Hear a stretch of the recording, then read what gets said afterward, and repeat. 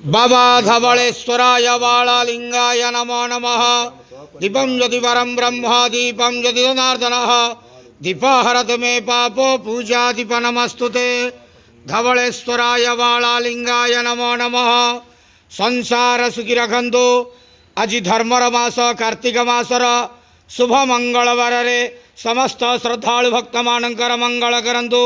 समस्त श्रद्धालु भक्त मान को आशीर्वाद करंतु। मनस्कामना पूर्ण करंतु। कर्म क्षेत्र उन्नति करंतु।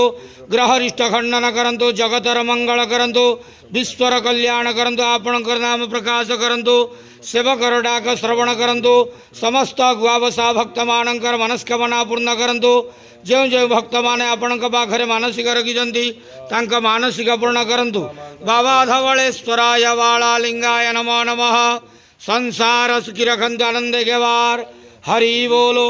आज धर्मर मास कार्तिक मास शुभ मंगलवार समस्त श्रद्धालु भक्त मानकर मंगल करंतु आनंद गेवार हरि बोलो। बाबा धवलेश्वराय बालालिंगाय नमो नमः।